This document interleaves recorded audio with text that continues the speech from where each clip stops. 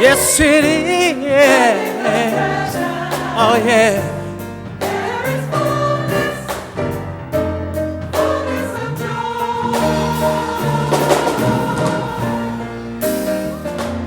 If I walk in the Spirit, there'll be joy, joy, so much joy. If I talk in the Spirit, there'll be joy, so much joy. And if I pray, if I love, if I live, if I give, there'll be so much joy, joy, joy, joy, joy in thy presence here. I walk in the Spirit, there'll be joy, so much joy. And I talk in God's Spirit, there'll be joy, so much joy. And if I pray, if I love, if I live, if I give, there'll be so much joy, joy, joy, joy, joy in thy presence here. Joy, joy in thy presence here. Oh, in thy presence here, the fullness of joy.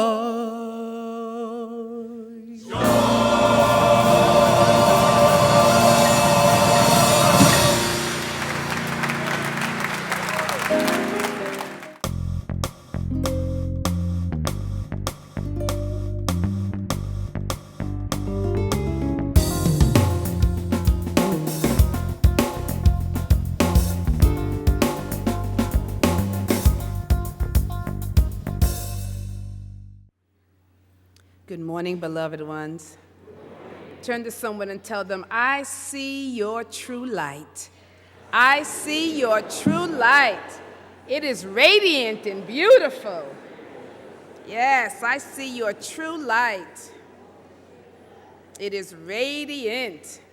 Matter of fact, it's blinding. It's so bright and beautiful. I see your true light. Well, beloved ones, it's January, so we're still in the early stages of a brand new year. Now, while that is important, I think it is more important that we really understand and realize and recognize that we are definitely in the early stages of a new way of being. That we're in the early, they call it the age of Aquarius. We are in a new age. It's the dawning of a new vibration on the planet. Can you feel that? Can't you feel that? It's the dawning of something wonderful. There's change in the midst of us. Living waters of truth. But there's something wonderful afoot because we are in an evolutionary shift. And while it is good for us to prepare for a successful year ahead, and I know that that's important for us to make sure that we want to put forth all of our desires for success in our lives and to have a good year, while that's true and wonderful, it would be even wiser to prepare for the ability to handle the many changes that are taking place and to even be able to handle the upheaval that we see, right? You want to be able to handle all of that as this new way of being with ourselves and being with each other and being with the planet, as all of that begins to emerge and is being birthed. See, something is being birthed at this time. Now, clearly, we need to be equipped and empowered to emerge as the beautiful and evolved souls that we are meant to be, right? Because it's time. Turn to somebody and tell them it's time. It's time. time. It's time to uncover our innate gifts and our abilities and our powers and our innate nature, our divine nature. It's time to uncover that. It is time to begin to demonstrate our healing abilities. And healing is just something, it means to make things whole, to bring about a sense of harmony and peace and wholeness and fullness and abundance, right? So it's time for us to be able to demonstrate our healing abilities that will actually transform and elevate this world. We talk about it, but it's time for us to begin to do it. Now, here's a little caveat. It is no longer just about, however, our individual expressions. While that is important, but it's not just about that any longer. It is about a collective journey of transforming the consciousness of this species. Do you get that? It's about transforming the consciousness of the species. Now, we truly are here for God. Ricky Byers sings a song that we're only here for God. Truly, we are here for God and we are here for each other. And in order for us to be able to do our part in bringing about this greater good on the planet, this greater good for the whole, we need to, however, be able to start with ourselves, even though it is for the collective. You get that? Because anytime we begin to work with consciousness, and I said that we are here to help transform and elevate the consciousness of the species, right? But anytime we talk about consciousness, we know that it must start and begin where? With self. So we're going to work on self so that we can do our work for the greater good, for the planet, right? Now, what will help us in developing our consciousness is knowing who we are and from whence we have come. Now, to understand our true makeup is really to understand our creative power and abilities. If we're going to understand how we are made, that means we will also need to understand our creative power and our creative abilities. It is to understand our connection, our divine connection to the source of all life, and to understand our areas of dominion within it, if we're going to do anything with our true makeup. It's understanding, right? Our abilities, our creative abilities, our divine abilities. It's understanding our connection to the source of life and the areas of which we have dominion within this life. So I want to start with Genesis. Let's start with Genesis. Because as we know, Genesis means what? Origin, beginning, right? So if we're going to start, we need to start at the beginning. If we're going to understand our makeup, let's go back to the beginning, to Genesis. And the beginning of life starts with who knows what? The beginning of life, other than, of course, everything starts with God. But the beginning of life starts with light. I'm going to read Genesis chapter 1, verses 1 through about, I guess, maybe 5 or 9. And it says, "In the beginning, God prepared, formed, fashioned, and created the heavens and the earth. The earth was without form, an empty waste, and darkness was upon the face of the very great deep. The Spirit of God was moving and hovering and brooding over the face of the waters. And God said, 'Let there be light.' And there was light.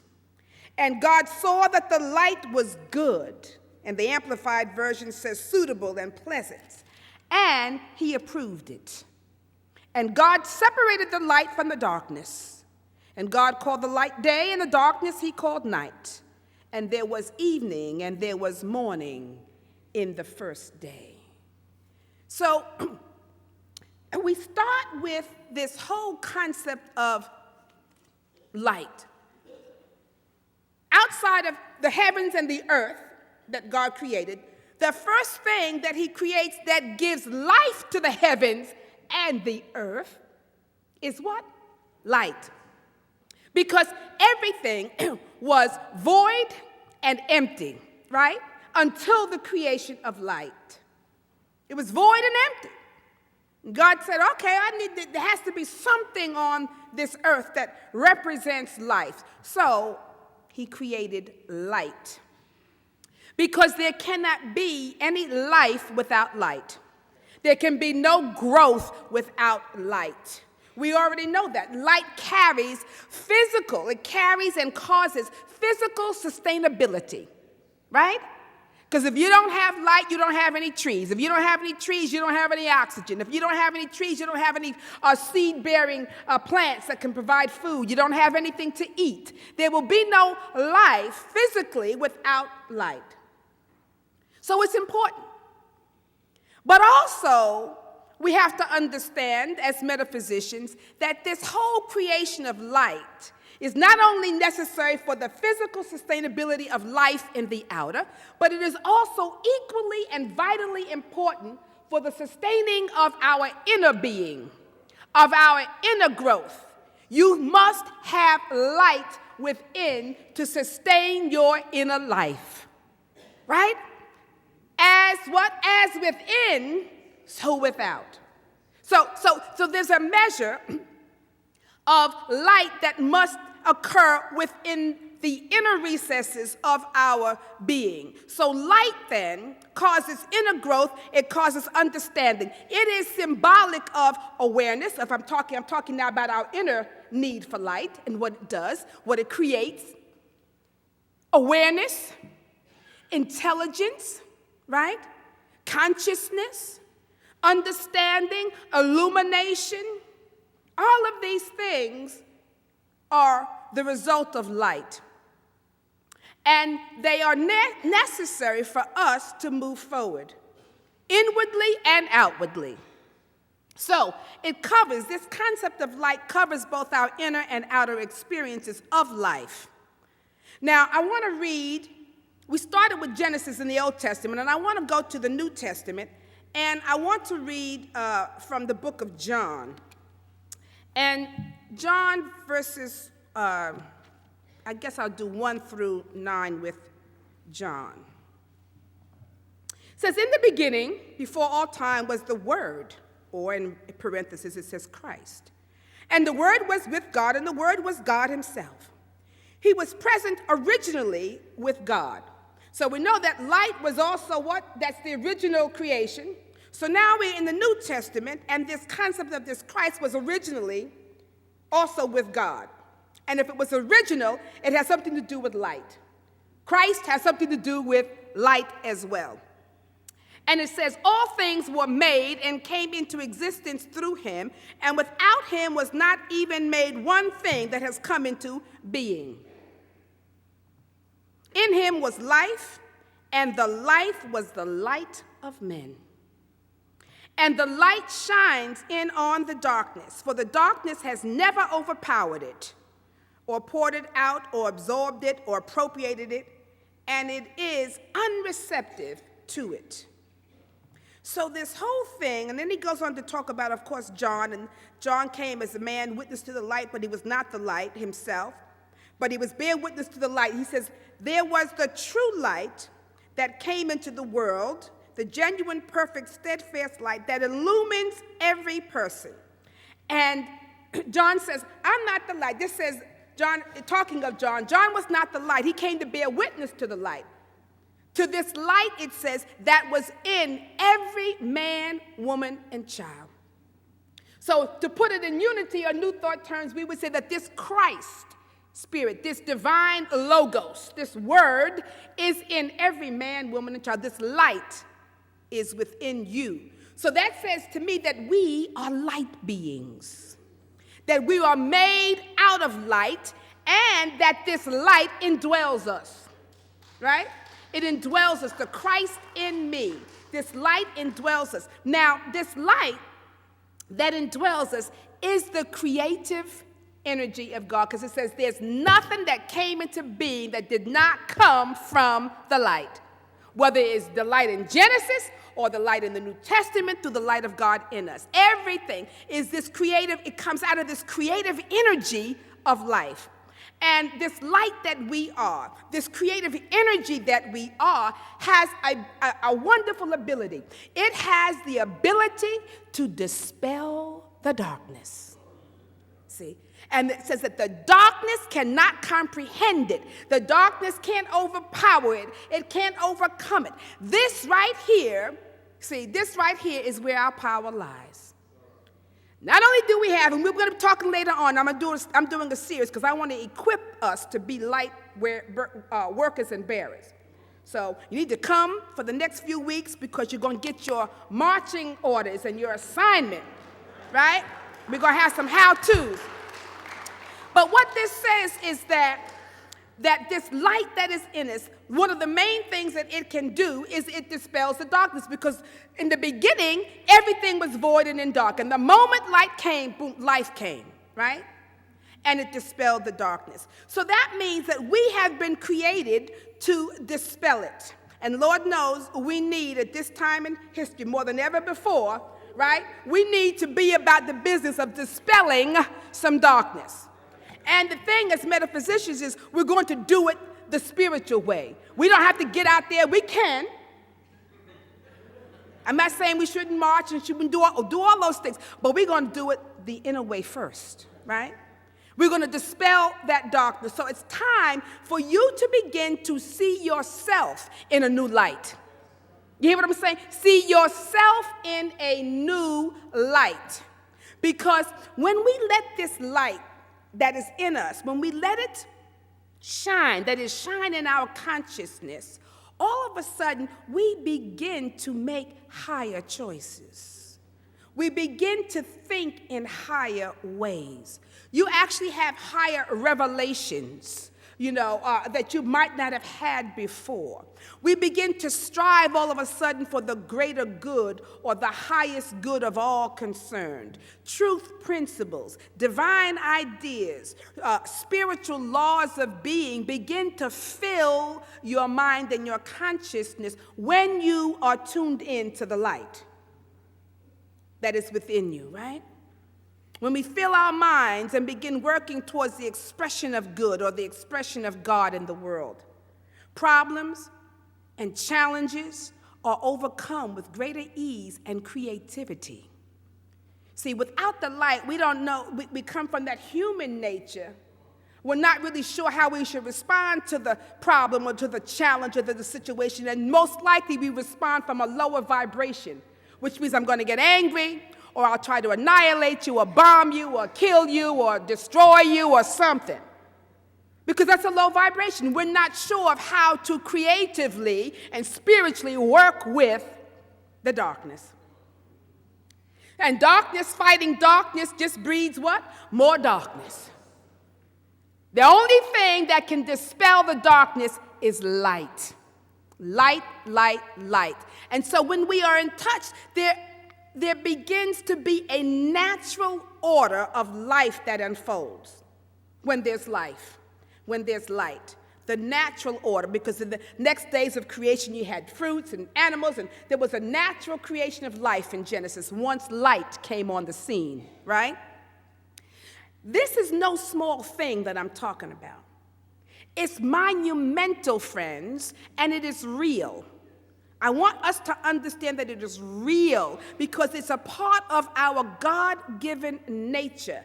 And we have to begin to start seeing ourselves as light beings and as light workers, because we are here to do the creative work of the Creator. We are here to do the creative work of God and to bring about evolution through our expanded consciousness. Sometimes people say, why are we here? Well, yeah, you could think that you're here to get a bigger house, a better job, a more loving relationship, all of those things, and they are the added things. They will come. There's nothing wrong with them. But they're the what? Added things. They are not the thing itself. So once we understand who we are and why we have come, what our purpose is, we're here to do the creative work of God and to bring about evolution, because it's going to happen. But we're here to bring it about through expanded consciousness, right? So if this is our divine purpose, people always ask, well, what's my purpose? I'm telling you your purpose right now. It's to bring about evolution of the planet and the species, right? So if that's our divine purpose, and when you bring about evolution, because we're evolving more and more into God, see, moving more and more into God, into the good. And if that's our divine purpose, then why not make a commitment to do it wholeheartedly, to do it consciously, to seek it, to express it? Why not engage in this activity, in this purpose, in every facet of our being, in every phase of our existence, in our every experience, in our life and in our affairs, everywhere? Why not bring this consciousness and this purpose into everything we do and everything that we are? Why not? Because when you make this commitment consciously to let your light shine, we talk about this, we say it on Sunday, let your light shine. We all, yeah, let your light shine, you're the light of the world, you know. And then we go out here in the middle of darkness and we forget, right? So why not commit to letting our light shine? That is saying that we're going to make a commitment to, when we let our light shine, to seek a higher way. The moment you let your light shine, whatever the situation you're in, the spirit and the soul of you is going to seek a higher way. Okay, what's the highest way here? What is the best thing here? For not just me, but for what? The good of all concerned.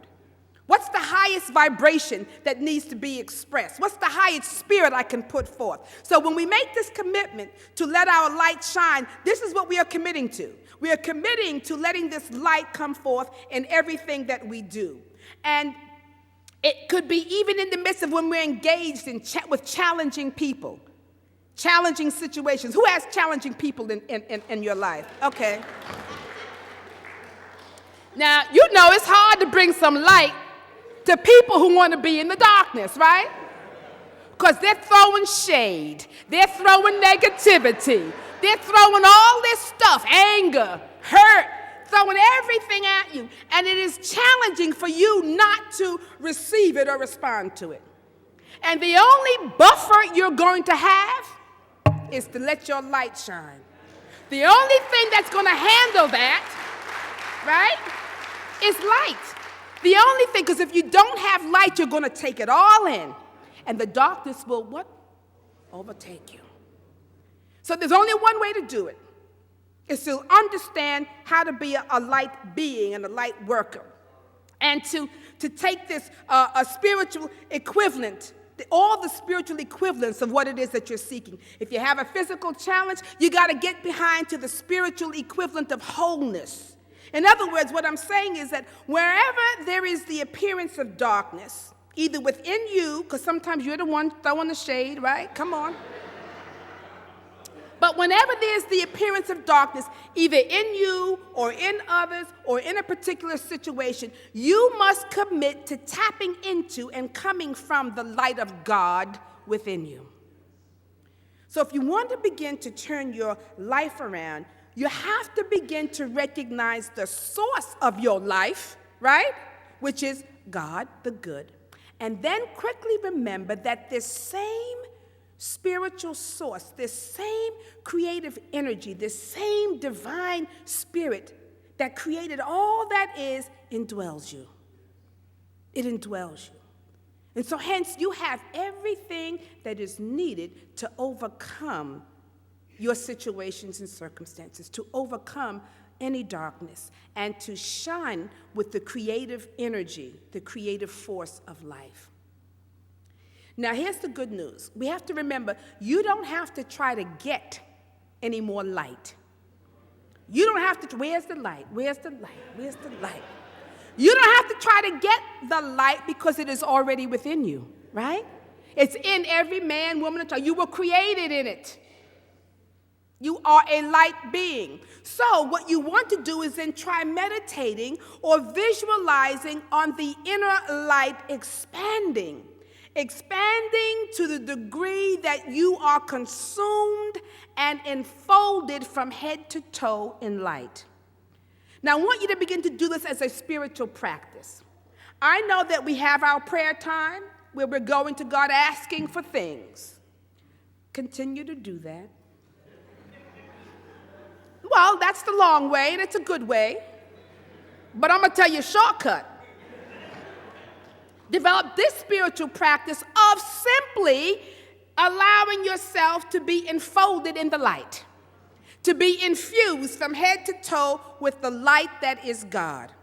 You don't have to ask for anything. You're not directing. That's another spiritual discipline, another spiritual practice. Right now, this practice that I'm encouraging is simply to breathe in and fill your consciousness and your awareness from head to toe with light. I am the light of God. God's light infuses me and fills me completely from head to toe. Every breath I take is the breath of God's light. Just kindly do that as a practice. And when you begin to do that, I guarantee you there's going to be a shift. There'll be a shift that happens naturally within you. So, as we begin to do this, that's a practice. But as we know that the energy on the planet, so that's your first thing to do, is to work on your own consciousness, fill your own self with light. Now, we know that the energy on the planet is shifting and that we are in the midst of tremendous change and that it looks and appears quite dark at times. There's some dark stuff happening. And so what is needed more than ever before is people. People who can be light bearers and light workers. Those people who can be that and who choose and who commit to being a light bearer and a light worker to actually begin to infuse the world with light. People are asking, what can I do? This is what you can do. Once you feel yourself, begin to infuse the world with light. Now, in order to do that, you have to be able to truly handle the light that is present. You have to be able to handle the energy that is on this planet right now from a stabilized place, from a new and a higher consciousness, right? You have to be able to increase your own wattage. Your own wattage, because you can no longer afford to operate like a 15-watt bulb. Can't do it, okay? Because the energy that is here, and I'm talking about the spiritual energy and the spiritual power that is now present on the planet, it requires a much higher wattage. Much higher wattage, because the voltage, which is God's energy, the voltage that is coming through is very, very high. And you all know what happens. I tell you this example before. You know what happens when all of a sudden you put at least 150 volts of pure power and energy into a 15-watt bulb. What happens? Boom. Boom. Turn to somebody and tell them, boom. Boom. See, energetically, the disturbance that we are seeing on the globe is really souls who are unable to recognize, receive, and handle the magnitude of spiritual energy that is being released and available. That's what we're seeing, souls who are not able to handle it. And yet, it is still all part of the process. It's still all part of this transitional experience that we are in. I call it a spiritual view of Darwin's theory of survival of the fittest. Because those souls who are part of the species who are strong enough fit enough to handle the evolution of the species will survive. You understand? This is what's happening. It's unfortunate, but it's the nature of life. The weak fall by the wayside. Those who are strong continue on and continue the life energy and the life force onward and upward. This is how evolution happens. And so we're in this throes right now, and the question is, will you be among those who spiritually survive and thrive? Those who are willing and able to step up their game and step up their spiritual energy and capacity so that they can move onward and upward and forward, and that they, while doing so, that they can also help others do the same, helping the collective to move into this new age, into this new era of, in this new state of being on the planet. See, connected and plugged into the source. See, we see all these outer connections being made. Everybody's plugged in. Everybody's plugged into something, right? Cell phone, whatever. We can't go 2 hours, got to plug in. That's just a metaphor for what needs to be taking place inside. We need to plug in to the source and plug in on a regular basis, because just like your battery on your cell phone drains and dies when you don't plug it in after you've used it for a couple of hours, you need to plug in yourself to the source, because your energy will be drained by what's taking place out here. And we have an internal source, right, that is inexhaustible. Thank God the energy of God is never depleted. It never dies, but we must plug into it. We have to be connected to it as a source for our survival. And only the strong are going to survive, okay? You can't be a light being if you can't handle the light. And that's fine, because those who can't will move and fade away. We're birthing a whole new way of being. So it's natural that only those who are strongest can move us forward and take us forward. So if you want to be among them, then you have to be about the business of increasing your wattage, increasing the amount of light, the amount of divine light that you're going to be able to let through or shine through you. And in order to do that, you have to be a clean and clear vessel for the light to come through, right? Because if you got a whole bunch of stuff going on in here, it's hard for the light to come through. So we have to first begin by spending time with the light of God within you and visualizing your being filled with light, right? Doing this as a spiritual practice. This light, the more light you're able to let in, it begins to now do a work. And here's where it gets a little bit more challenging and perhaps a little bit more tricky. Because once you begin to let this light in, or to acknowledge the light that's in, to begin to let it out, you have to be willing to shine this light in all the dark places within you. You have to be willing to look within to find those places that you've kept hidden, right? Even from yourself. Those things that you have ignored or you've denied or you're unconscious about, they must. The Bible talks about there comes a time when everything that's in the dark going to come to the light. It's time for it all to come up. We've been keeping it at bay so we can have this wonderful outer presence. Oh, I'm a spiritual being. I'm a wonderful, beautiful, I'm a good Christian. I'm a good metaphysician. I'm a true student. And meanwhile, all this stuff is going on inside. It has to come out. You can't be a light worker with all the dark spaces and the crevices. So we've got to begin to see, friends. And here's the good news. All you have to do is see it.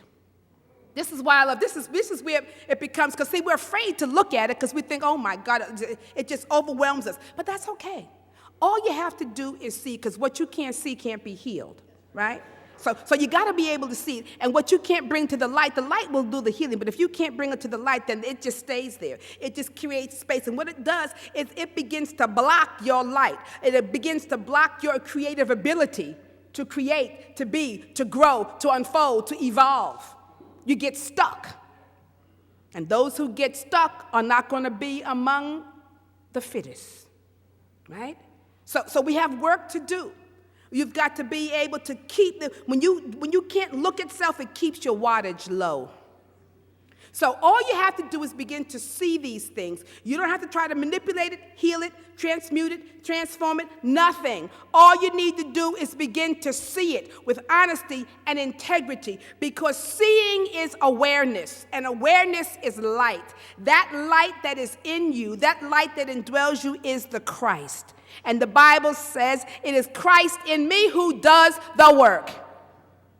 So you don't have to do it, just get to the Christ in you.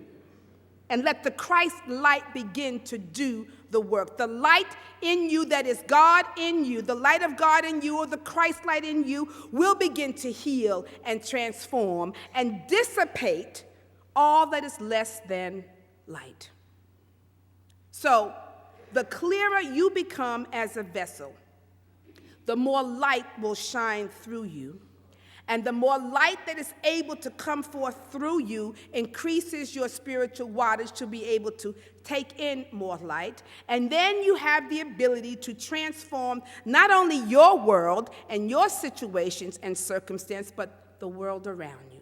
You begin now to move out from your own limited sense of self. You're able to help and bring harmony to the collective. You're able to be the peacemaker. You're able to speak the truth. You're able to bring this light into the world. So it's up to us to begin to do this inner work. It doesn't have to be painful. Nobody else can see it, although everybody does see it, but nobody else can see it but you. So look at it, right? Clean, keep seeing, keep being, keep light. And I'm going to invite you to join us next week as we begin to look at our built-in powers and our built-in abilities that need to be developed or expressed or expanded as we begin to take our place as light bearers and light workers. In the meantime, shine on. Namaste and blessings. Blessings. Namaste.